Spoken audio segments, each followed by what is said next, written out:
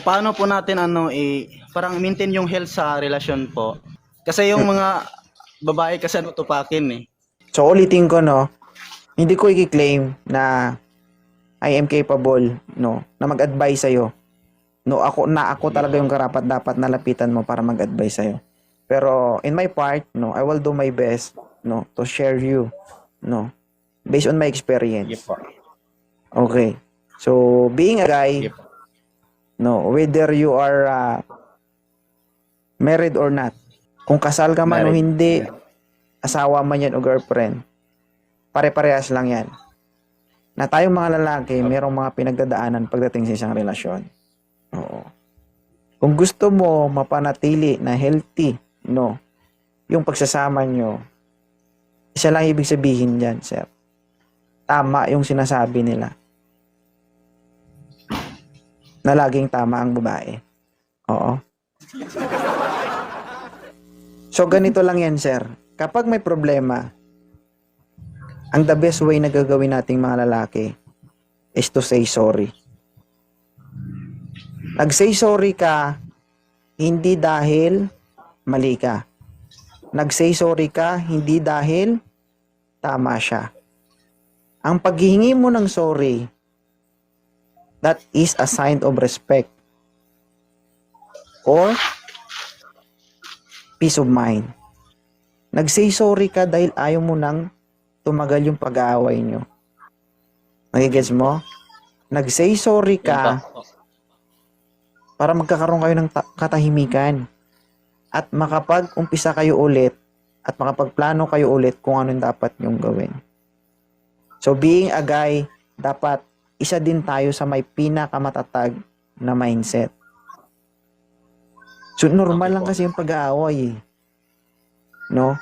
Isa lang ang solusyon dyan. Kahit anong mangyari, huwag kang umalis, huwag mo siyang iwan. Yun lang naman ang solusyon dyan. Kapag napagod ka, magpahinga ka. Kapag okay ka na ulit, kausapin mo siya. Ako, sir, kapag galit ako, nambablock ako. Pero pag alam ko matigas pa rin siya, umabot na ng 3 days, 4 days, hindi kami nag-uusap, hindi niya pa ako tinatawagan, ako na tumatawag. Oo. So, ganoon talaga ang buhay.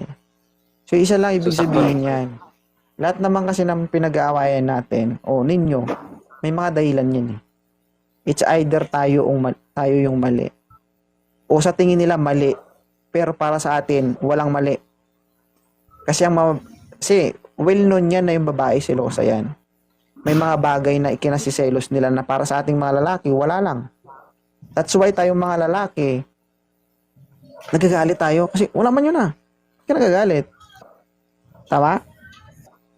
So that's why minsan, tayong mga lalaki, lumalabas din yung ego natin na wala naman akong ginawa ah. Ba't ka nagagalit? O bakit kita kakausapin? So para hindi magtagal ang usapan, hindi yun kabawasan sa ating mga lalaki ang mag-say sorry. Yun lang yun.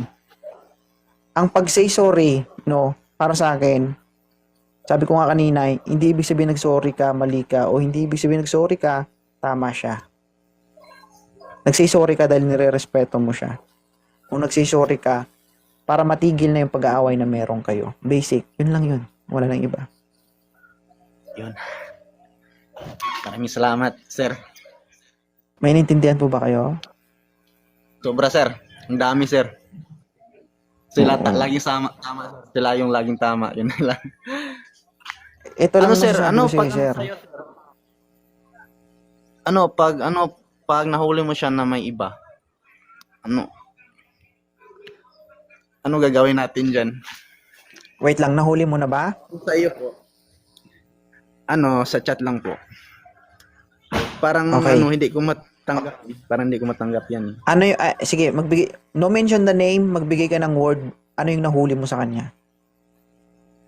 Yung good morning tapos may ko doon na I love you, ganun. Okay. Maraming temptation sa buhay natin, brother. Okay. Pero hindi sukatan yun para putulin mo yung relasyon nyo.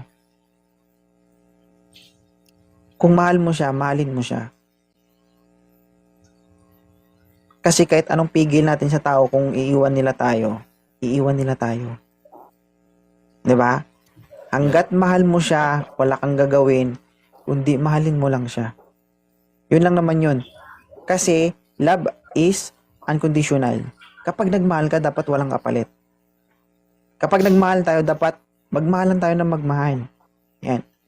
Antayin natin yung panahon na kahit hindi natin sila binabantayan, kahit hindi natin sila, alam mo yun, hinihigpitan, mararamdaman mo na kusa, walang problema. Yun yung totoong true love. Ganito lang kasi para magkaroon ka ng peace of mind. Huwag mong pakialaman yung dapat sa kanya. Hayaan mo siya kung anong gusto niyang gawin sa buhay niya. Kasi kahit anong bawal natin dyan, kung gagawa ng paraan yan, gagawa ng paraan yan. Tama po. Sa kakahabol mo, kaka-check up ng cellphone niya, akala mo nasisecure mo yung relasyon nyo? Hindi. Hindi. Tama? Yan yan. Sa halip, sinisira mo yung sarili mo. Bakit? Ikaw ang laging nag-iisip. May ka-text na naman, may ka-chat na naman. Tama o tama? Tama po, tama. Isa din yun sa sign ng pag-respeto sa mga partner natin kapag hindi natin pinapakailaman yung dapat sa kanila. Pag hindi mo chinecheck yung cellphone niya, bahala ka dyan, oy. Wala kang problema, wala kang iniisip. Pero hindi dahil hindi mo chinecheck yung cellphone niya, wala kang pakialam sa kanya. Binibigay mo Oo yun nga, sa kanya tama. dahil mahal mo siya o pinagkakatiwalaan mo siya. Opo. Oh. Kung magkahiwalay man kayo, brother, part ng buhay mo yan.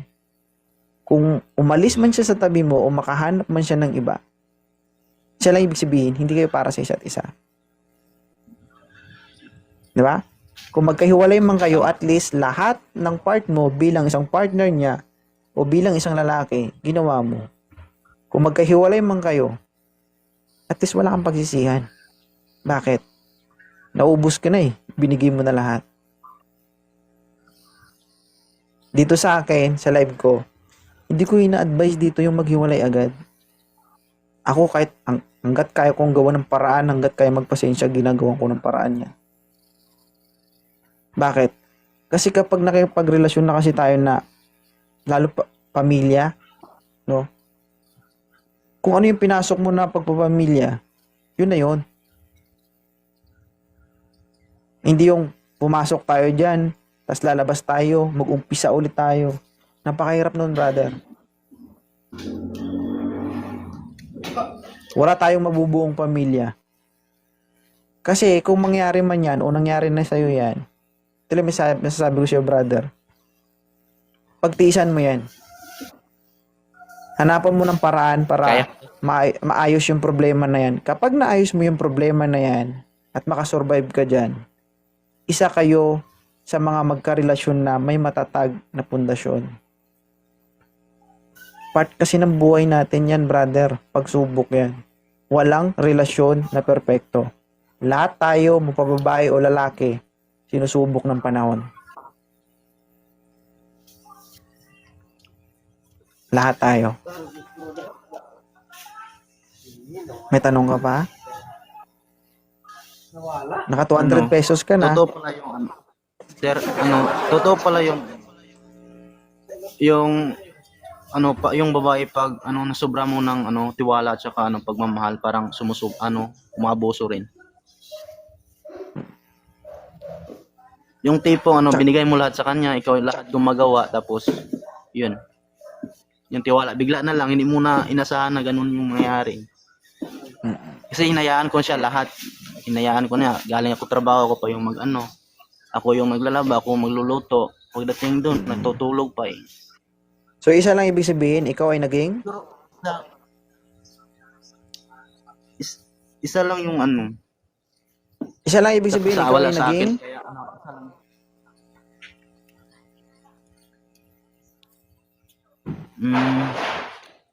Ako Ano? lahat eh. Ako lahat Hindi nga. gumagawa. So, nangyari sa'yo yan, niloko ka niya, ikaw ay ginawa niyang Tanga. tanga. Oh, huwag ka mag-alala. Pares tayo na pagdaanan ko yan before.